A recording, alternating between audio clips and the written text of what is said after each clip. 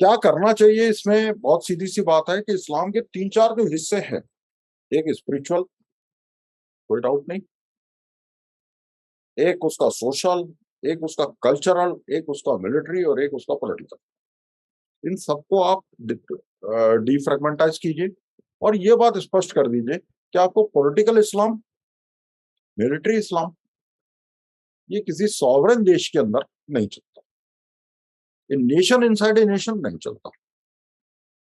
तो आपको सबसे पहले मिलिट्री और पॉलिटिकल कंपोनेंट्स जो हैं, उनको आइडेंटिफाई करना पड़ेगा और उनसे डील करने की बात करनी पड़ेगी।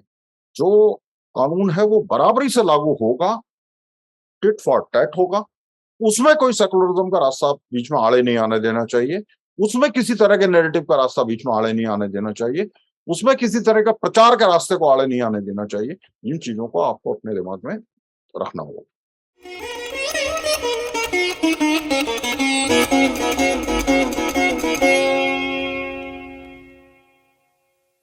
नमस्कार सभी को। कल आज सवेरे के अखबारों में आपने देखा होगा, कल सब टीवी में देखा रहा होगा कि देश भर में किस तरह से नुपुर शर्मा के कही हुई कुछ बातों को लेकर किस तरह से देश भर में एक विवाद और बवाल की स्थिति रही। तो मैं समझता हूँ कि ये प्रश्न सबके मन में रहा होगा कि आखिर ऐसा क्यों हुआ। तो अगर हम इस प्रश्न पर थोड़ा-सा भी जाते हैं, तो जो हमारी वार्ता का विषय है कि आतंकवाद जिहाद का एक सिर्फ औजार है, खुद जिहाद नहीं है, जिहाद उससे कहीं बड़ा है, वो दोनों चीज़ें एक साथ स्पष्ट हो जाती हैं। देखिए, एक कॉमन सी बात है कि नुपुर शर्मा ने ऐसा कुछ भी नहीं कहा है, जिसकी पुष्टि तमाम इस्लामी टेक्स्ट से ना होती। बहुत सारी बातें हैं जो सब बाकी इस्लामी स्कॉलर्स भी कहते रहे हैं, उनके टेक्स्ट में भी लिखा हुआ है। लेकिन अगर नुपुर शर्मा ने वो कह दिया, तो वो विवाद का विषय हो गया। इतना विवाद का विषय कि उसके पुतलों को फांसी पर टाँग दिया गया, बहुत विभत्स ढंग से विरोध किया गया और देश भर में एक हिंसा का वातावरण बना। ऐसा क्यों? तो यहाँ से आप जिहाद की मानसिकता को समझने का एक बहुत अच्छा क्यू मिलता है। अगर हम उसके पहले की भी घटनाएँ देखें, जैसे दिल्ली में जो भी कुछ हुआ या चिकन नेक बनाने की बात हुई या नाइजीरिया में अकारण 50 दर्जनों लोगों को जान से मार दिया गया या यूरोप में रोज घटनाएँ घट रही हैं। यूरोप की घटनाओं की सीरीज़ इतनी लंबी हो चुकी है कि खुद यूरोपियंस उससे अघाने लगे हैं। जैसे भारत में बहुत सारी आतंकवाद की घटनाएँ घटती हैं और हम उसको देख के अनदेखा करते चले जाते हैं। जैसा कि आपने देखा कि वो नुपुर शर्मा का पुतला उन्होंने लटकाया हुआ है, वो वैसे ही लटका हुआ है, किसी को कोई परवाह नहीं है। तो क्यों होता है ऐसा? में क्या है कि इन घटनाओं को एक नॉर्मल के तौर पर स्थापित कर दिया जाता है कि भाई ये तो ऐसा होता ही रहता है, ये तो भीड़ पथराव करेगी ही करेगी, ये तो कॉमन बात है, नॉर्मल बात है। तो ये उसको एक नॉर्मल के तौर पर स्थापित कर दिया गया है। इस स्थापना के साथ क्या हुआ है, इसको आपको समझना पड़ेगा, तब आप पूरे जिहाद की मानसिकता को, जिहाद को समझ पाएंगे। देखिए, जिहाद में क्या है कि हम ये कॉम एक शुरुआती तर्क पे देखें तो पहले आपको 2 स्थितियाँ नज़र आती हैं। एक तो एक सामान्य सी स्थिति होती है कि ठीक है, जिसको आप दारुल एक्स, दारुल वाई, दारुल ज़ेड कहते रहते हैं, कि उसमें सब लोग शांति से रह रहे हैं, कहीं कुछ नहीं है। तो आप ये मत समझिए कि उस समय जिहाद नहीं चल रहा है। नहीं, उस समय भी चल रहा होता है। कैसे चलता है मैं वो बताता हूँ। सबसे पहले कोई व्यक्ति जिहाद को एक्सप्लेन करेगा कि भाई जिहाद जो है ये एक इंटरनल जिहाद है, आंतरिक जिहाद है। हमारे मन में जो भी इच्छाएँ वगैरह हैं, उनको हमें क्रश करना और ये जिहाद है। तो वो उस तरह का पोस्चर एक ले लेता है। उस पोस्चर के लेने के साथ ही तुरंत एक एनवायरनमेंट बनता है कि ये व्यक्ति धार्मिक तौर पर, मतलब मज़हबी तौर पर ज़्यादा एक्टिव और अलर्ट है और बाकी लोग नहीं हैं। तो बाकियों को प्रेरित करता है कि दे शुड बी, कि वो ज़्यादा से ज़्यादा इस्लाम की टीचिंग्स के साथ जोड़ते चले जाएँ। तो इस तरह से एक नॉन कॉन्फ्लिक्टिंग सिचुएशन में एक कॉन्फ्लिक्टिंग सिचुएशन की उत्पत्ति हो जाती है। फिर जब कॉन्फ्लिक्टिंग सिचुएशन हो जाती है, तब फिर जब इंटरवीन किया जाता है, फिर पचासों तरह के तर्क आते हैं कि भाई ये तो ये ऐसा था, ये तो ऐसा था, ये आज़ादी की लड़ाई लड़ रहे हैं, ये तो विक्टिम पार्टी हैं और वगैरह-वगैरह। तो इस प्रकार से तमाम कार्ड खेले जाते हैं। फिर ये एक लेयर पैदा हो जाती है जिसमें एक शांतिपूर्ण ढंग से चल रहा स्थान जो है, लोकेलिटी, वो एक कॉन्फ्लिक्ट ज़ोन में कन्वर्ट हो जाता है। फिर कॉन्फ्लिक्ट ज़ोन में कन्वर्ट होने के बाद क्या होगा? ज़ाहिर तौर पर कोई आपको इंटरवीन करेगा, कोई आपको रोकने की कोशिश करेगा। हो सकता है पुलिस कोई एक्शन ले, हो सकता है आपको मिलिट्री लगानी पड़े, तो आप सेंट्रलाइज़्ड मिलिट्री या सिविल पुलिस टारगेट्स पे हमला करते हैं। फिर उसके लिए एक लेयर बैठाई जाती है कि भाई ये तो जायज़ ही है, ये तो ऑप्रेस्ड पार्टी है, ये तो विरोध करेगी ही, स्वाभाविक है। फिर उस वो लेयर जब पूरी हो जाती है तो फिर आप पाते हैं कि एक टारगेटेड फोकस्ड टारगेट शुरू होता है। जैसे मैं एक उदाहरण देना चाहता हूँ। ढाका का इस्लामाइज़ेशन का जो लेटेस्ट दौर रहा, ये बहुत लंबी लंबी प्रक्रिया है, काफ़ी समय से चलती आ रही है। उसमें उन्होंने क्या किया, सबसे पहले ढाका यूनिवर्सिटी के फिज़िक्स और मैथमेटिक्स के और अंग्रेजी के प्रोफ़ेसरों को मारा। ना रहेगा बाँस, ना बजेगी बाँसुरी। ये काम लाहौर यूनिवर्सिटी में भी किया गया, ये काम इस्लामाबाद यूनिवर्सिटी में भी किया गया। तो सबसे पहले वो फ़ोकस टारगेट किलिंग हुई। फिर कहा गया कि जी वो तो चूँकि वो ऐसा कुछ पढ़ा रहे थे, जिससे जो हमारी समझ से मैच नहीं करता, लिहाज़ा वो वाजिबुल कत्ल थे। तो इस प्रकार से एक conflict zone, non conflict zone, peaceful zone को पहले कॉन्फ्लिक्ट ज़ोन में कन्वर्ट करना, फिर कॉन्फ्लिक्ट ज़ोन को टारगेटेड कॉन्फ्लिक्ट ज़ोन में कन्वर्ट करना, फिर उसके बाद क्या होता है, फिर एक एनवायरनमेंट बनने लगता है कि ये सिविलियन किलिंग्स पे जब जाते हैं, तो ये एक एनवायरनमेंट बनने लगता है कि ये सब तो चलता रहता है, ये तो होता रहता है। ये स्थिति बांग्लादेश में है, ये स्थिति पाकिस्तान में है, ये स्थिति अफ़गानिस्तान में बहुत लंबे समय से रही, ये स्थिति कश्मीर में रही, कश्मीर में है अभी भी, जहाँ आप टारगेटेड किलिंग करते हैं और उसको नॉर्मल के तौर पर पेश करने की कोशिश करते हैं। मैं इसमें 2 बातें ज़रूर जोड़ना चाहता हूँ कि जब इस प्रकार से जिहाद शुरू होता है, तो मैं उसके लॉजिक्स पे थोड़ी देर से जाऊँगा।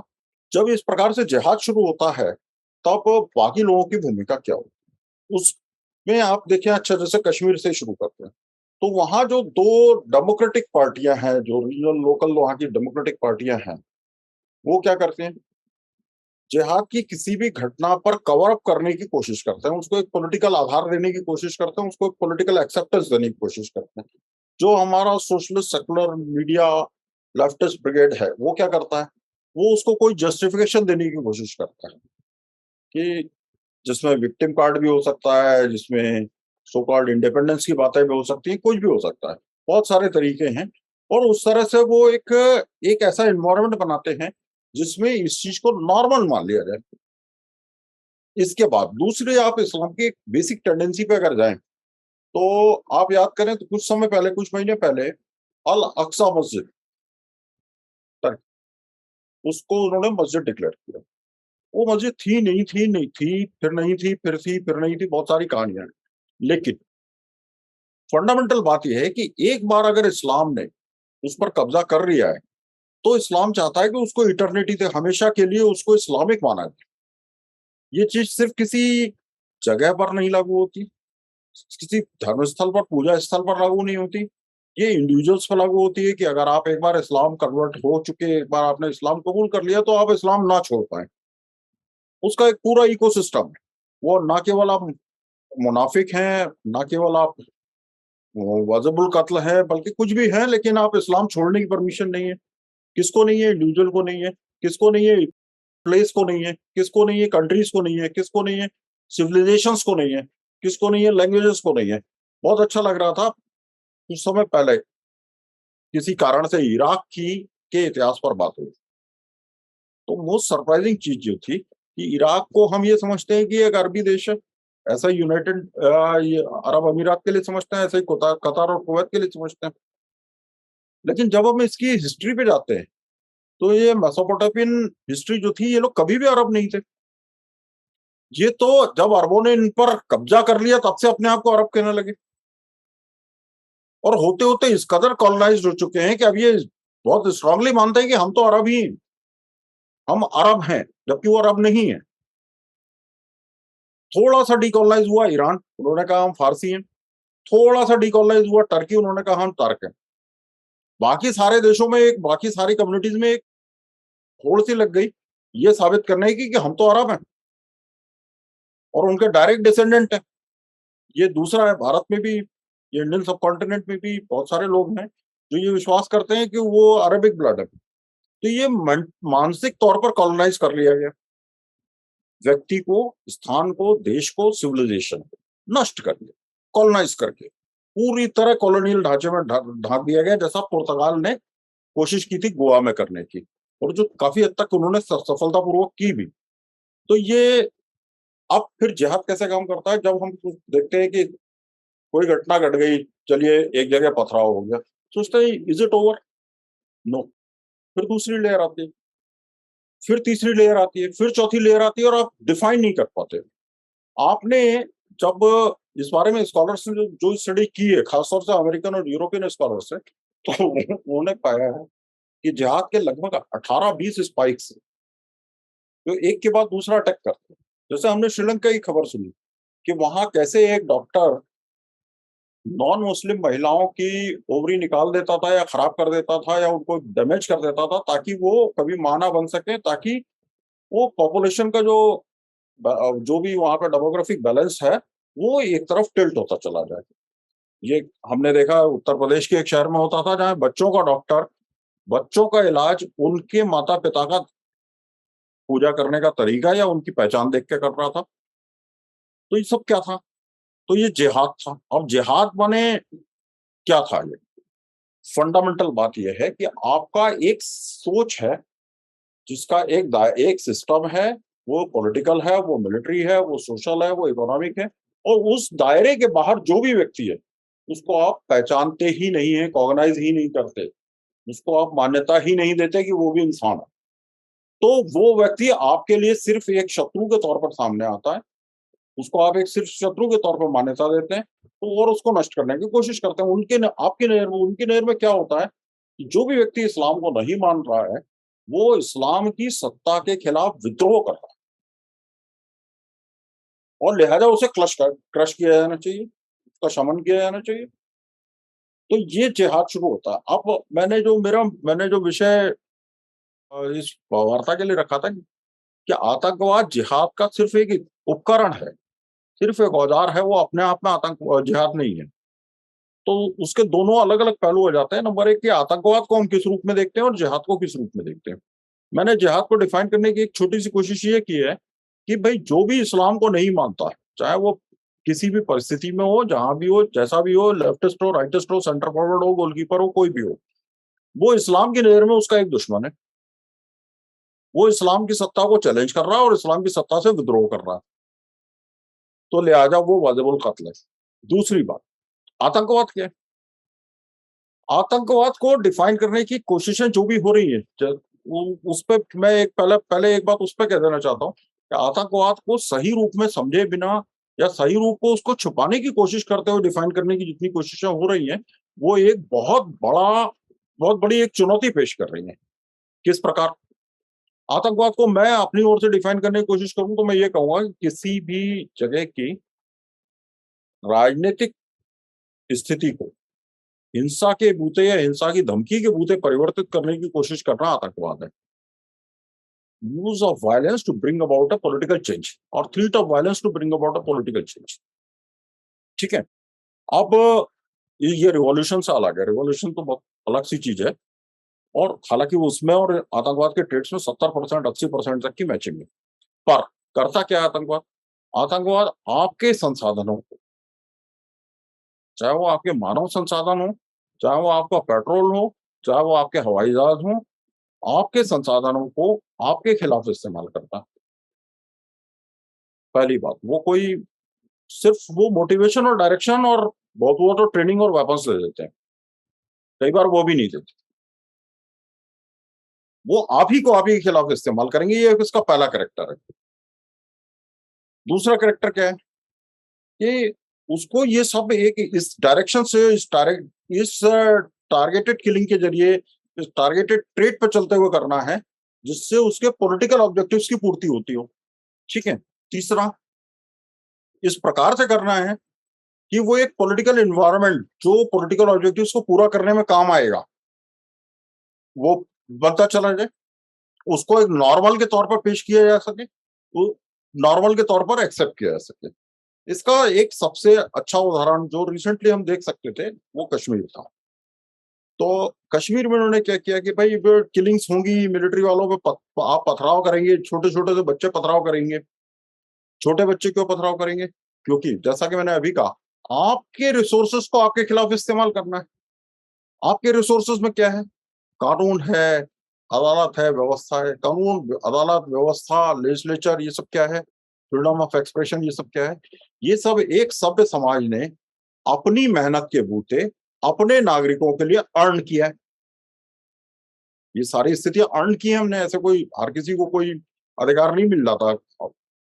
तो ये हमने अर्न किया है, पर हमारी इस अर्निंग को, हमारी इस व्यवस्था को हमारे ही खिलाफ इस्तेमाल करना, हमारी व्यवस्था में ये है कि हम छोटे बच्चों पर दंडात्मक कार्रवाई नहीं करते, प्यूनिटिव एक्शन नहीं लेते, तो लिहाजा उनको आगे कर दीजिए।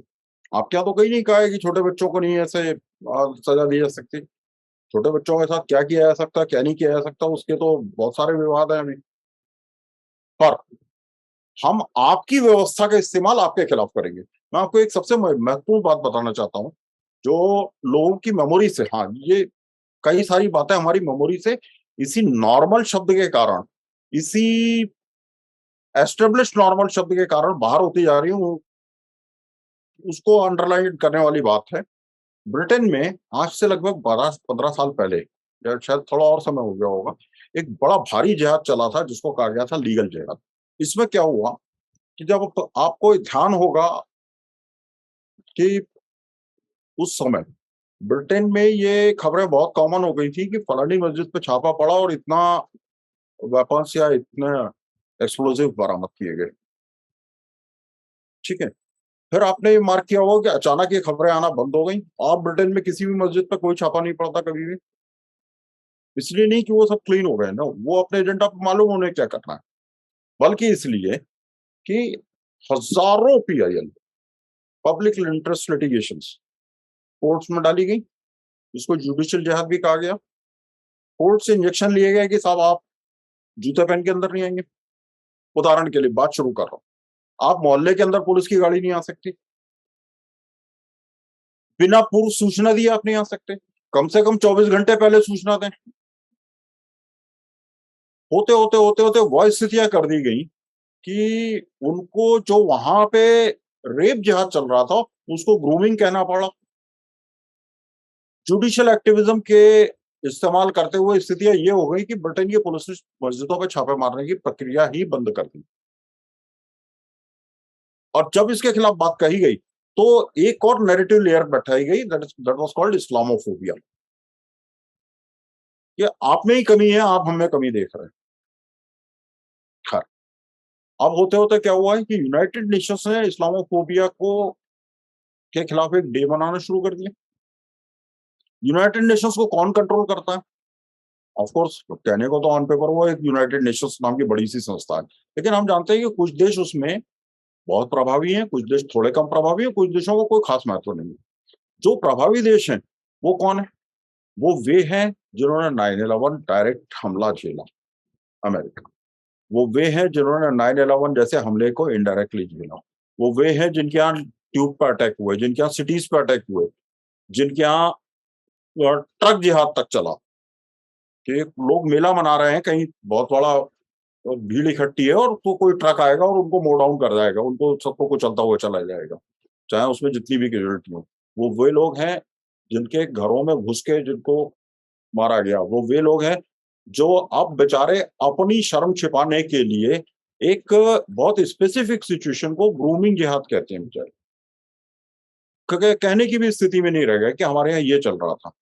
वे लोग हैं जहाँ कम से कम 5 प्रधानमंत्री, मैं ब्रिटेन की बात कर रहा हूँ, खुलकर कह चुके हैं कि हमें इस्लाम से बहुत बड़ा खतरा पैदा हो चुका है। ये चीज़ जेम्स कालान से शुरू हुई थी और आज तक चल रही है। लेकिन क्या कह सकते हैं, जो भी है वो है। तो अब एक narrative power, victim card power, secular power, secularism शब्द, हाँ, ये इसको और थोड़ा-सा जिहाद को एक्सप्लेन करने के लिए सेकुलरिज़्म शब्द को और थोड़ा-सा समझना बहुत ज़रूरी है। सेकुलरिज़्म माने ये नहीं होता कि सारे धर्म समान है। सेकुलरिज़्म माने ये नहीं होता कि सरकार का या सत्ता का या स्टेट का किसी धर्म से कोई संबंध नहीं। ब्रिटेन सेकुलर है, ब्रिटेन का सरकारी धर्म क्रिश्चियनिटी है। सेकुलरिज्म का अर्थ क्या होता है कि जब मिशनरीज यूरोप में बाकी लोगों को कन्वर्ट करने के लिए पूरी ताकत लगा रहे थे, तो वो बेचारे सरकार से जब अपनी मदद मांगते थे कि भाई ये मिशनरीज हम पर बहुत अत्याचार कर रहे हैं, तो सेकुलरिज्म का कंसेप्ट आया कि सरकार इस मामले में दखल नहीं देगी। सेकुलरिज्म का कंसेप्ट यही है कि प्रोसेटलाइजिंग जितनी भी ताकतें हैं, उन वे जो भी कुछ कर रही हैं, चाहे वो आतंकवाद हो, चाहे वो पथराव हो, चाहे वो आगजनी हो, चाहे हिंसा हो, चाहे ट्रेन में आग लगाने की घटना हो, चाहे कुछ भी हो, उसमें सरकार इंटरफियर ना करे। अगर वो करती है तो वो अनसेकुलर हो जाएगी, और अनसेकुलर शब्द से भी काम नहीं चलता, तो फिर वो अगर करती है तो वो इस्लामोफोबिक हो जाएगी। तो ये एक छोटा-सा अलग थ्रेड है, इसको मैं अलग रख रहा हूँ कि किस तरह से शब्दों के परिवर्तन से परिस्थितियों का परिवर्तन किया गया या परिस्थितियों को ढाँकने की कोशिश की गई। किस तरह से एक राजनीतिक बदलाव लाने की प्रक्रिया के तहत हिंसा का इस्तेमाल किया गया, उसको धमकी दी है, उसकी धमकियों का इस्तेमाल किया गया। किस तरह से पूरे समाज को आतंकवाद का एक सबसे महत्वपूर्ण पहलू, पूरे समाज में जब आप किसी की टारगेटिंग किलिंग करते हैं और बदले में किसी को आवाज भी नहीं उठाने देते, कार्रवाई नहीं करने देते, कुछ नहीं करने देते, तो आप पूरे समाज को साथ में ये मैसेज दे देते हैं कि who is the raining force, सत्ता किसकी चल रही है, ताकत किसकी चल रही है। वो बहुत पुराना समय नहीं हुआ जब भारत में, उत्तर प्रदेश में, मैं वो नाम लेके कहता हूँ, बिहार के तो बहुत सारे ऑडियो और वीडियो क्लिपिंग्स भी हैं, जब कुछ लोग ये तय करते थे, प्राइवेट लोग, कि यहाँ का कलेक्टर कौन होगा और यहाँ का एसपी कौन होगा, किस बूते, because they had the power or the monopoly over the power of street violence। तो इस स्ट्रीट वायलेंस के बूते आप सत्ता पर धीरे धीरे अपनी पकड़ मजबूत बनाते जा रहे थे। ये सारी स्थितियां ये आतंकवाद से जुड़ी हुई थी। अब वापस मैं लौटता हूँ जिहाद पे। जिहाद क्या है, क्यों है, कैसे है, स्टिल अनडिफाइनेबल। कोई ऐसा प्रोटोकॉल नहीं है जो ये बताता हो कि ये चीज जिहाद है और ये चीज नहीं है। आप जब फूड पॉइजनिंग कर रहे होते हैं तब भी वो जिहाद होता है, और जब आप सीधे किलिंग कर रहे होते हैं, सुसाइड बॉम्बिंग कर रहे होते हैं, तब भी वो जिहाद होता है। जब आप अकेले बैठे होते हैं और लोन वुल्फ टाइप की हरकतें कर रहे होते हैं, तब भी वो जिहाद होता है। और जब आप बहुत सारी स्ट्रीट पावर एक साथ इस्तेमाल करने की कोशिश करते हैं, जब आप वायरल स्ट्रीट बनाने की कोशिश करते हैं, तब भी वो जिहाद होता है। So there is no definite protocol available, no definite code available. कोई स्पष्ट कोड नहीं है कि ये चीज जिहाद के तहत की जाएगी और ये चीज नहीं की जाएगी। तो ये हर बार मॉर्फिंग कैसे हो जाती है, हर बार नए रूप में क्यों आता है? ये मॉर्फिंग नहीं होती। जैसे दरांती आरी होती है जिसमें कई सारे दांत होते हैं, तो एक दांत छटता है, दूसरा दांत उस पे फिर आता है। दोनों के बीच में थोड़ा-सा टाइम स्पेस, थोड़ा-सा भौतिक स्पेस भी होता है। उस दौरान हमको लगता है कि ये तो सब वापस नॉर्मल हो गया है, कोई नहीं, ये घटना थी। पर जब वो दूसरा दांत आता है तो वो और ज़्यादा गहराई पे कट लगा रहा होता है। फिर तीसरा आता है, फिर चौथा आता है, फिर पाँचवाँ आता है। मैं बहुत मतलब ये अच्छा लगता है कि कुछ लोगों ने इस पर स्टडी की गहराई से। दे फाउंड कि ऐसे 18 दांत हैं। जो एक के बाद एक के बाद एक के बाद एक कंटिन्यूअस अटैक करते चले जाते हैं, और उनमें एक स्पाइरल कैरेक्टर होता है। स्पाइरल कैरेक्टर माने कि वो चक्र की तरह नीचे से नीचे, नीचे से नीचे चलता चला जाता है। आज आपको लगेगा कि आपकी भाषा बदल दी है, दूसरे दिन आपको लगेगा आपकी वेशभूषा बदल दी है, तीसरे दिन लगेगा कि आपकी खान-पान बदल दिया, चौथे दिन आपकी कम्युनिटी बदल दी है, पाँचवें दिन आपका नेशन बदल दिया। और ये कोई हवा-हवाई बात नहीं है, हमारे यहाँ हुआ है। What is the process of conversion? जिहाद और कन्वर्शन बहुत क्लोज़ली जुड़ते हैं, क्योंकि अगर आप कन्वर्ट नहीं होते तो आप जिहाद के मुकाबिल होते हैं, और अगर आप कन्वर्ट हो जाते हैं तो आप जिहाद से उस समय के लिए प्रोटेक्ट हो जाते हैं। What is the process? सबसे पहले आपका नाम बदला, फिर आपकी पूजा पद्धति बदली, फिर आपके कपड़े बदले, फिर आपके तीज त्योहार बदले, फिर आपका पहनाव, खान-पान बदला। 5वें 6वें दिन, 5वीं 6वीं स्टेज पे आके कहा गया कि आपका नेशन बदल गया है। 7वीं स्टेज पे मैं अभी इराक का उदाहरण दे रहा था, ईरान का उदाहरण देने को तैयार हूँ, और बहुत सारे उदाहरण देने को तैयार हूँ। वो कहते हैं कि आपके पुरखे भी बदल गए, आप तो अरब हैं। जो मेसोपोटामियन थे, जो पता नहीं कितने नस्लों के थे, वो ऑल ऑफ अ सडन अरब बन गए। क्या उनको समझ में आने लगा? ऑल ऑफ अ सडन नहीं, वो है उसमें टाइम स्पेस है। 50 साल से लेके 70-80 साल तक का टाइम स्पेस है। भारत में जब भारत से जब मैं शब्द कह रहा हूँ तो मेरा अर्थ पूरे इंडियन सबकॉन्टिनेंट से है। तो वहाँ इस हमारे महाद्वीप उपमहाद्वीप में बहुत सारे लोग हैं जो सोचते हैं कि हम डायरेक्ट अरब हैं। कैसे हैं? वो समय लगा है, निश्चित लगा है। पर this is the process of conversion. Spiral होने की सबसे बड़ी निशानी ये है कि आपको पूरी तरह से परिवर्तित कर दिया गया। इस पूरी स्पाइरल की जो कड़ियां हैं, जो उसकी धारा है, जो उसका प्रवाह है, वो है जिहाद है। आतंकवाद इसमें एक टूल के तौर पर आता है। कई बार शांति की बातें बहुत अच्छी तरह से उसमें एक टूल के तौर पर आती है। उससे क्या लाभ होता है? जैसे आपको कोई स्कॉलर मिल सकता है जो कहे कि नहीं भाई, हम तो लड़ाई भिड़ाई नहीं चाहते, ये तो जिहाद एक इंटरनल चीज है। इंटरनल जिहाद शब्द इस्तेमाल होता है। कहा जाता है जिहाद तो एक स्पिरिचुअल चीज है। कहा जाता है जिहाद तो एक, ये अच्छा ठीक है वायलेंस हो गई तो ये किसी फैनेटिक का काम है, ये किसी एक्सट्रीमिस्ट का काम है। नहीं, वो जो जो साधारण पीस की बात कर रहा है, वहां से लेके वो जो सुसाइड बॉम्बर है, उन सबके बीच में एक कॉमन थ्रेड है। वो कॉमन थ्रेड है कि उसको उस दिशा में ही बढ़ना है। जो शांति से बैठा हुआ बूढ़ा टाइप का है, जो नहीं सड़क पे जाके लड़ सकता है, वो वहां पे बैठ के अगर स्पिरिचुअलिटी की बात कर रहा है, तो वो बेसिकली नए लड़कों को इंड्यूस करता है कि तुम लोग ज्यादा से ज्यादा एग्रेसिव हो। जमात इस्लामी क्या करता है? कई इस्लामी देशों तक में प्रतिबंधित है जमात इस्लामी, लेकिन वो करता क्या है? वो करता यह है कि जो भी वहां पर लोग अपने आप को साधारण मानव की तरह व्यवहार करने की कोशिश करते हैं, उनको वो तीखे से तीखे इस्लाम की तरफ धकेलने की कोशिश करता है। वो उनको इंसिस्ट करता है कि आप अपनी हिस्ट्री भूल जाएं। वो उनको इंसिस्ट करता है कि आप अपनी मातृभाषा भूल जाएं। वो उनको इंसिस्ट करता है कि आप अपने पूर्वज भूल जाएं। वो उनको इंसिस्ट करता है कि आप अपना कल्चर भूल जाएं। वो उनको इंसिस्ट करता है कि आप अपनी लैंग्वेज भूल जाएं। किस नाम पे? On the face of it, it is something religious. This is, it morphs into several things. It does not morph into anything. It is eternal. It exists here. It exists there. It does not exist here. It does not exist there. वो किसी भी तरह definable नहीं है। आतंकवाद को ये एक तरीके से, एक उपकरण के तौर पर इस्तेमाल जरूर करते रहते हैं। और इसको, आतंकवाद को और जिहाद को जिसको हम डिसइंटीग्रेट करने की बात कर रहे हैं, डीकपलिंग की बात करें, तो उसमें एक बहुत महत्वपूर्ण पहलू है कि आप आतंकवाद को पराजित कर सकते हैं, आप उसके नेटवर्क को पराजित कर सकते हैं, आप उसके इकोसिस्टम को पराजित कर सकते हैं, आप उसकी फाइनेंशियल जड़ें काट सकते हैं, आप उसकी रिक्रूटमेंट जड़ें काट सकते हैं, आप उसका कैचमेंट एरिया खत्म कर सकते हैं, आप उसके ट्रेनिंग एरिया खत्म कर सकते हैं, आप उसका प्रचार तंत्र खत्म कर सकते हैं। आप आतंकवाद को पूरी तरह डिफाइन पराजित कर सकते हैं, कोई भी देश कर सकता है। लेकिन जिहाद फिर भी बाकी रहता है।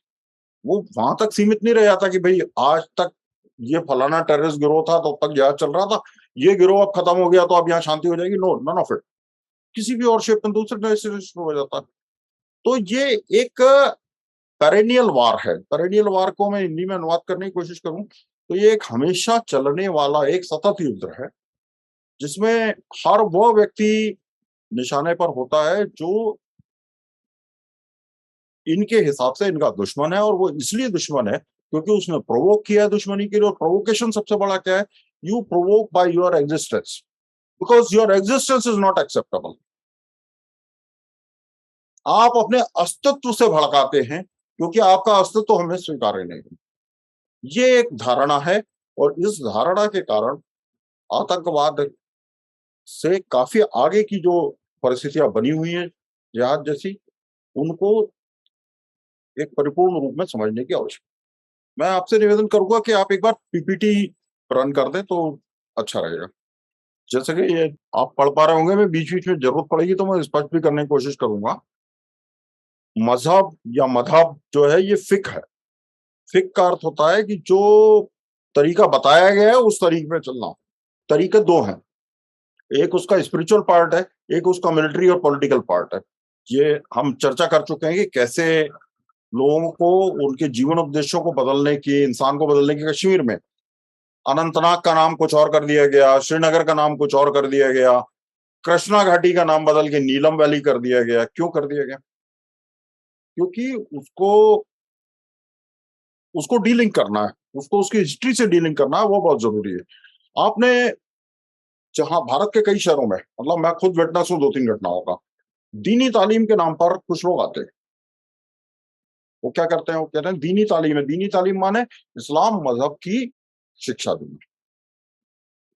साधारण बातें करते हैं, ऐसा करो, ऐसा करो, ऐसा करना, ऐसा करना, वैसा नहीं करना, डूज और डोंट्स टाइप की होती है। सबसे सिग्निफिकेंट पार्ट होता है, जो शायद मैं सोचता हूँ कि 100 में से 50 शब्दों में 50 बार इस्तेमाल किया जाता हो 100 वाक्यों में से, अल्लाह से डरो। तो फियर कंपोनेंट, उसके बाद वो छोटी-छोटी बातें करते हैं। पर जब वो दीनी तालीम का चैप्टर या लेक्चर खत्म होता है, तब तक वो बहुत सारे लोगों को इस बात के लिए प्रेरित कर देते हैं कि आपको इस्लाम की टीचिंग्स के हिसाब से ही चलना है, इसके अलावा अगर आप कुछ करते हैं तो वो गलत है। फिर हाँ, एजुकेशनल जिहाद, मदरसा, बहुत सिग्निफिकेंट पॉइंट आया। एजुकेशनल जिहाद में क्या होता है कि जैसे जिहाद उद दावा मैंने लिखा है, जिहाद उल अल तरबिया, इसमें एक बेस तैयार होता है मानसिक स्तर पर कि क्या कुफ्र है और क्या इस्लाम है। Who is your enemy and whom you should fight. इसका एक जो मानसिक बेस है, ये एजुकेशनल जिहाद के साथ तय तय हो जाता है। इसके बाद फिर दूसरे लेवल पर अल मुनाफिक जिहाद अल मुनाफ जो होता है, और कि ये आदमी ठीक ठीक टाइप का मुसलमान नहीं है, तो इसके खिलाफ जिहाद होगा, जरूरत पड़ी तो इसको खत्म भी कर दिया जाएगा। ये इस्लाम छोड़ रहा है तो इसके खिलाफ जिहाद होगा। तस्लीमा नसरीन के खिलाफ सैकड़ों, मेरे ख्याल से सैकड़ों से ज्यादा ही फतवे जारी हो चुके हैं कि इसको मार के लाओ। तो इससे क्या होता है कि एक्सेप्टेंस हो जाती है, एक जनरल से ज्यादा एक पॉलिटिकल एनवायरनमेंट ऐसा पैदा कर दिया जाता है जिसमें ये एक्सेप्टेबल हो जाता है कि इस्लाम जो कहेगा वो तो हमें नॉर्मल मानना है, और जो इस्लाम जिस चीज का निषेध करेगा वो हमें सेकुलरिज्म के आड़ में बचा के चलना है। ये सबसे बड़ा अचीवमेंट जिहाद का यही होता है कि वो अपने आप को तुरंत ही और हाथों हाथ लेजिटिमाइज करते चला जाता है। अब ये एक प्रश्न आता है कि क्या जिहाद को कानूनी रास्तों से, सरकारी रास्तों से क्रश किया जा सकता है? मैंने फिर से पहले ही कहा कि देखिए, ये जो कानून व्यवस्था, अदालत, सभ्यता, ये सब जो सिविलाइजेशनल चीजें होती हैं, ये उस सिविलाइजेशन ने अपने लिए अर्न की होती है। भारत के इतिहास में एक एम्परर अशोक, सम्राट अशोक के इतिहास में ये है कि वहाँ एक जिस व्यक्ति को जज बनाया गया था, जिस व्यक्ति को न्यायाधीश बनाया गया था, उसने राजा को फांसी की सजा सुना दी थी। किस आधार पे? तो वो आपने अपनी सांस्कृतिक मजबूती के जरिए वो अवस्था प्राप्त की थी, जहाँ राजा भी एक साधारण मनुष्य की तरह पनिशेबल था, उसको दंडनीय था, दंड दिया जा सकता था। तो उस स्थिति का लाभ तो उठाएंगे और उसी को क्रश करेंगे। तो ये आप जब कानून को उस पर प्रयोग करने की कोशिश करते हैं तो क्या करते हैं, वो आप ही के कानून का लाभ लेने की कोशिश करता है। अभी मैंने जुडिशियल जिहाद की बात बताई थी जो ब्रिटेन में बहुत चला, इतना चला कि ब्रिटिश पुलिस ने हथियार खड़े छोड़ दिए कि हमें कुछ नहीं करना, अब आप जानो आपकी पॉलिटिक्स चल रही। अब जैसे गुलाम नबी फई का उदाहरण मैंने इसमें दिया है, गुलाम नबी फई पे सैकड़ों बार कानूनी कार्रवाई हुई, क्या रिजल्ट निकला? हर बार वो कोर्ट से छूट के आता, हर बार फिर वापस वही काम करता, और होते-होते वो जुडिशियल माइंडसेट की है, जुडिशियल एनवायरनमेंट के अंदर ये उसने एक इंप्रेशन क्रिएट कर लिया है कि ये इसका कोई कुछ नहीं कर सकता। ये सबसे बड़ी चीज़ है। ये एक बहुत महत्वपूर्ण पहलू है। मान लीजिए मेरे पास पैसे नहीं है, मैं पाकिस्तान हूँ और मेरी भिखारी वाली हैसियत है, मेरे पास पैसे नहीं है। अब मैं टर्की गया हूँ, तो टर्की से मैं क्या कहूँगा? टर्की से मैं ये नहीं कहूँगा कि हम और आप बिरादर हैं, कह भी दूँगा तो कोई फ़र्क नहीं पड़ता। घुमा-फिरा के मुझे कहना पड़ेगा कि मुझे पैसे चाहिए। आप हथियार दे दें, उससे कोई फ़ायदा नहीं होगा। आप दवाई दे देंगे, उससे भी कोई फ़ायदा नहीं होगा। मुझे पैसे चाहिए। एक आर्थिक स्थिति को आर्थिक स्थिति से ही निपटा जा सकता है। एक सिविलियन प्रॉब्लम को एक सिविलियन ढंग से ही निपटा जा सकता है। एक पॉलिटिकल सिचुएशन को एक पॉलिटिकल सिचुएशन से ही निपटाया जा सकता है। जिहाद से को आप कैसे निपटेंगे? जिहाद पॉलिटिकल सिचुएशन भी है, जिहाद मिलिट्री सिचुएशन भी है, जिहाद सोशल सिचुएशन भी है, जिहाद इकोनॉमिक सिचुएशन भी है, जिहाद डेमोग्राफिक सिचुएशन भी है। जिहाद आपकी रिस्पेक्ट के लिए भी प्रॉब्लम करता है, जिहाद आपकी लैंग्वेज के लिए प्रॉब्लम करता है, जिहाद आपके पहनावे के लिए प्रॉब्लम करता है, जिहाद आपके टूरिज्म के लिए प्रॉब्लम करता है, जिहाद आपके जीवन के हर पहलू पर अफेक्ट कर सकता है। आप इससे कैसे निपटेंगे? There cannot be any civilian solution or even plain military solution to deal with jihad. Why? How? आपकी कितनी भी बड़ी इकोनॉमी है, वो बिल्कुल भिखारी किस्म के 5 जिहादियों के आगे लाचार हो सकती है। आपकी कितनी भी बड़ी एयरफोर्स हो, कितनी भी बड़ी आर्मी हो, कितनी भी बड़ी नेवी हो, कितनी भी बड़ी मिलिट्री पावर हो, जिहाद से वो नहीं निपट सकती। Because it is happening something inside the mind.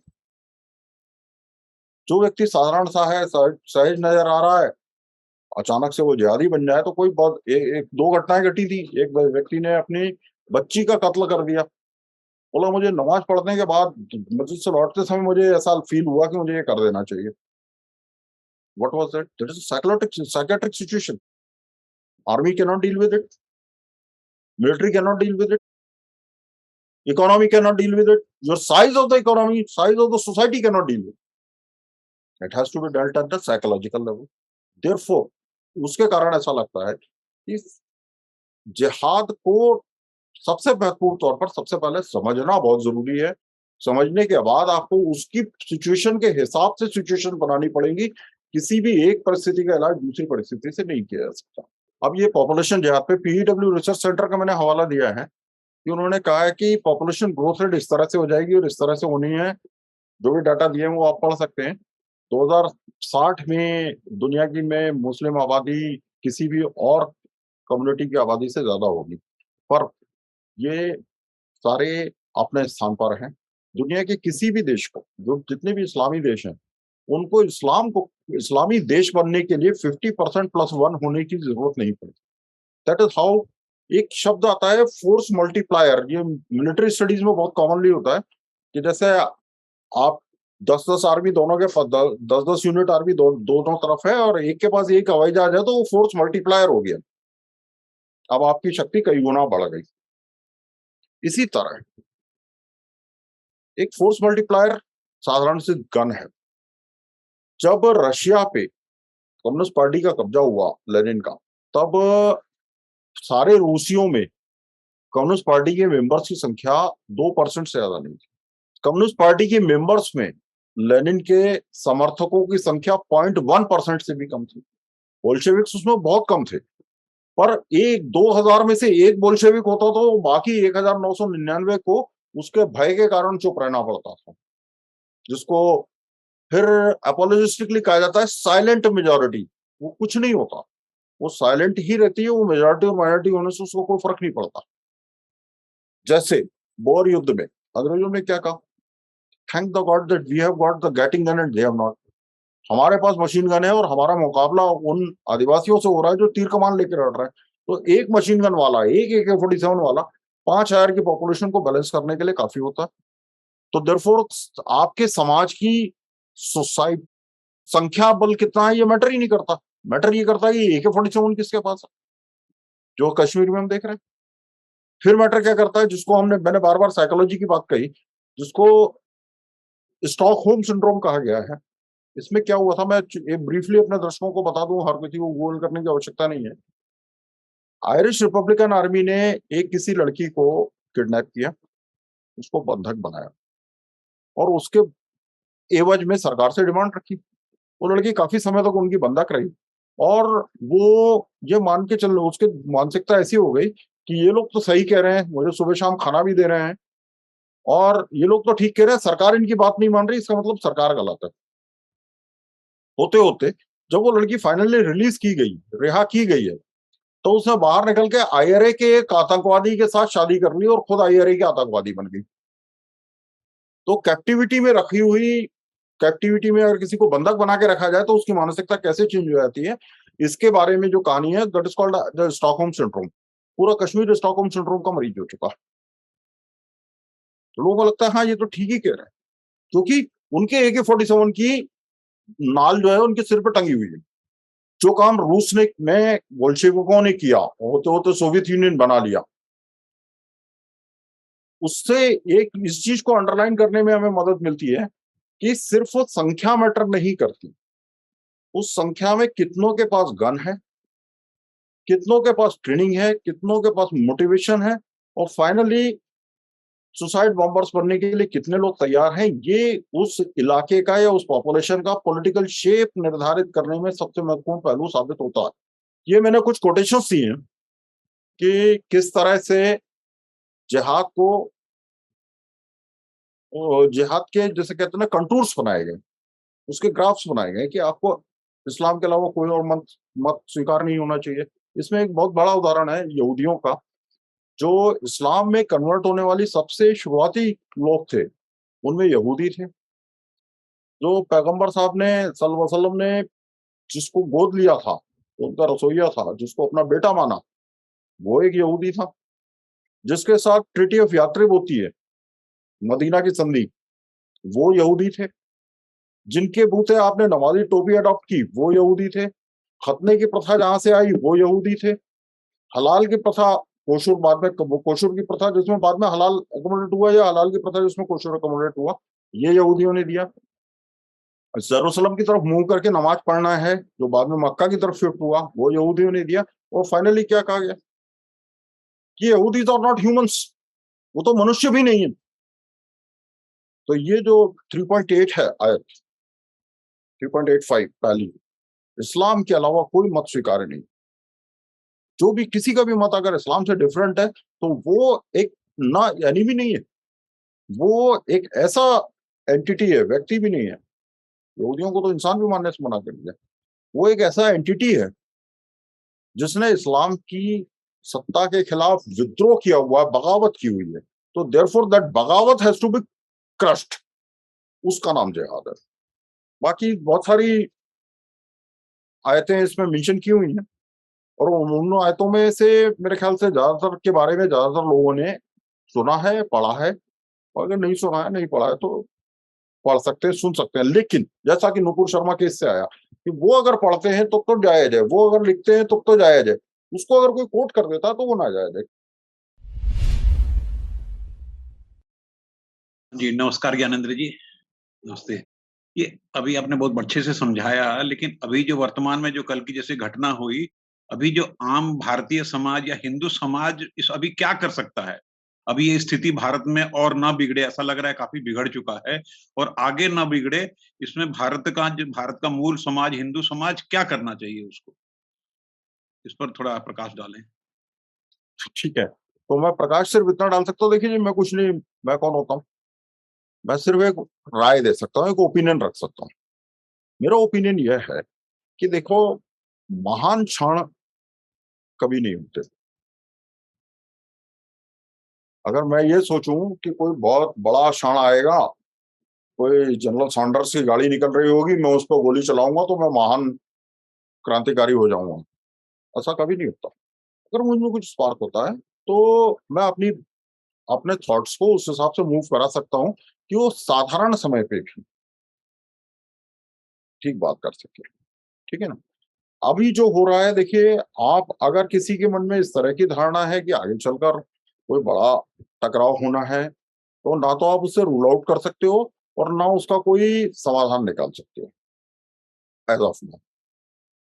अगर किसी को लगता है कि ये तो नॉर्मल है, होता रहता है, इससे कोई खास फर्क नहीं पड़ता, तो वो कितनी बड़ी गलतफहमी में है, वो मैं पहले एक्सप्लेन कर चुका हूँ कि ये एक स्पाइरल प्रोसेस है। देखिए, जैसे वो स्प्रिंग लगी हुई जो डायरियां होती है ना, हम सबके पास होती रहती है 10-15 रुपए वाली, तो वो स्पाइरल नीचे से नीचे या ऊपर से ऊपर, जैसे भी ये सीढ़ीदार चक्र की तरह नीचे आती चली जाती है। तो ये हर क्षण पर आपको नीचे की तरफ स्लाइड तो करा रहा है, लेकिन आपको कभी भी ये नहीं फील हो पा रहा है कि आप कहाँ जा रहे हो, क्योंकि आप लगातार एक ही तार पे बने हुए हो। क्या करना चाहिए इसमें? बहुत सीधी सी बात है कि इस्लाम के 3-4 जो हिस्से हैं, एक स्पिरिचुअल, कोई डाउट नहीं, एक उसका सोशल, एक उसका कल्चरल, एक उसका मिलिट्री, और एक उसका पॉलिटिकल। इन सबको आप डिफ्रेगमेंटाइज कीजिए, और ये बात स्पष्ट कर दीजिए कि आपको पॉलिटिकल इस्लाम, मिलिट्री इस्लाम, ये किसी सॉवरेन देश के अंदर नहीं चलता, ये नेशन इनसाइड ए नेशन नहीं चलता। तो आपको सबसे पहले मिलिट्री और पॉलिटिकल कंपोनेंट्स जो हैं, उनको आइडेंटिफाई करना पड़ेगा, और उनसे डील करने की बात करनी पड़ेगी। अगर कोई हिंसा का सहारा ले रहा है, तो उसको निश्चित रूप से उससे और कार्रवाई होनी चाहिए। अगर कोई आइडेंटिटी के हिसाब से राजनीति को परिवर्तित करने की कोशिश कर रहा है, अगर कोई, ये एक बात छूट गई थी, पर नहीं भी इस्लामी देश हैं, परोक्ष रूप से तो आई कि 12, 13, 14, 20, 25% पे सारे कन्वर्ट हो लिए। 20-25% तक आते आते, 30% तक आते आते वो देश इस्लामिक स्टेट हो जाता है। मैंने बताया कि सोवियत यूनियन तो बिल्कुल फ्रैक्शन ऑफ बोल्शेविक्स के बूते सोवियत यूनियन बन गया। वहां तो कोई कम्युनिस्टों का सपोर्टर भी नहीं था, तब भी वो कम्युनिस्ट देश बन गया क्योंकि उनके पास गन थी। तो उन चीजों को आपको पहले से सावधान होकर देखना पड़ेगा। दूसरी बात, दुनिया भर के इतिहास के सैकड़ों उदाहरण है, उनसे सबक लेना है। ज्ञानेंद्र जी, शायद आपने भी वो वीडियो देखी होगी जो सोशल मीडिया पे बहुत वायरल हो रही थी। 15 से 20 दिन पहले बात है कि हजारों आतंकवादी खुलेआम केरल की सड़कों पर हिंदुओं और ईसाइयों के कत्ल करने की घोषणा कर रहे थे। में बोला गया कि तुम हिंदुओं अपने अंतिम संस्कार के लिए चावल फूल जमा कर लो, मैं आ गया हूँ। तो इसमें क्या है कि हिंदू देश में ही रहकर ये आतंकवादी खुलेआम सड़कों पर हिंदुओं को धमकी दे रहे हैं। आखिर ऐसा कब तक चलेगा? मैंने ये वीडियो नहीं देखा है, पर मेरे को जरा भी आश्चर्य नहीं है। कोई और भिन्न नैरेटिव होता तो वो भी मेरे को समझ में आ सकता है। मैंने काफी कुछ किया है, इस पे काम किया हुआ है। खैर, मैं आपको, मेरी बात को कोई भी अन्यथा ना ले, मैं आपको लगभग 17 साल पहले ले जाना चाहता हूँ। 2005 की बात है। तो उस समय 2001 का पॉपुलेशन डाटा आया था। हम कुछ मित्रों ने बैठकर इसी तरह गोष्ठी की थी, बस वीडियो नहीं था, बाकी सब कुछ था। और बाकी हम लोगों ने काफी लंबी बात की कि भाई इस पॉपुलेशन डाटा का क्या अर्थ है और क्या महत्व है। तब एक चीज आई कि अगर कोई आपकी लड़कियों को घूर के देखता है तो और उनको हरास करता है, what should you do? If it is happening at such a scale कि यू कैन नॉट लुक, उसको आप किसी एक व्यक्ति तक केंद्रित नहीं कर सकते, 10 व्यक्तियों तक केंद्रित नहीं कर सकते, तो क्या करना चाहिए? तो क्या आप जवाबी तौर पर ऐसे ही करो, छठे छाठे समाचार है, तब जाके इनकी अकल आएगी। दिल्ली में, मैं आपको एक और बहुत बड़ा उदाहरण देता हूँ। दिल्ली में बहुत बड़े पैमाने पर 47 के पहले तक पारसी रहा करते थे। आज शायद मुट्ठी भर भी पारसी दिल्ली में नहीं होंगे। और ये 47 में नहीं फाटे, ये 47 के पहले ही हट लिए थे। कारण कि इनको वहां के स्थानीय लोगों ने, पुरानी दिल्ली के, इतना हरास किया था, इतना हरास किया था कि पारसी बहुत ही शांति प्रिय होते हैं। उसका जवाब नहीं दे पाए तो अंत में फना हो गए, खत्म हो गए। तो सर्वाइवल इंस्टिंक्ट्स, बहुत प्यारा शब्द मेरे दिमाग में कौंध गया है। और बहुत बहुत धन्यवाद रमेश जी आपका और श्रुति आपका, सीमा जी आपका, कि आपने वो शब्द मेरे को दे दिया। सर्वाइवल इंस्टिंक्ट्स तो आपको अपने साथ रखने ही होंगे। छठे शाठ्यम समाचरित, ये समझना ही होगा। जिस नैरेटिव ने आपको अहिंसा परमो धर्मा सिखाने की कोशिश की है, उस नैरेटिव को तोड़ के आपको ये भी सीखना होगा कि उसी का अगला हिस्सा है धर्म हिंसा तथैव च। अहिंसा परमो धर्मा, अहिंसा परमो धर्मा, लेकिन धर्म हिंसा तथैव च। जो कानून है वो बराबरी से लागू होगा, टिट फॉर टैट होगा। उसमें कोई सेकुलरिज्म का रास्ता बीच में आड़े नहीं आने देना चाहिए। उसमें किसी तरह के नैरेटिव का रास्ता बीच में आड़े नहीं आने देना चाहिए। उसमें किसी तरह का प्रचार के रास्ते को आड़े नहीं आने देना चाहिए। इन चीजों को आपको अपने दिमाग में रखना होगा।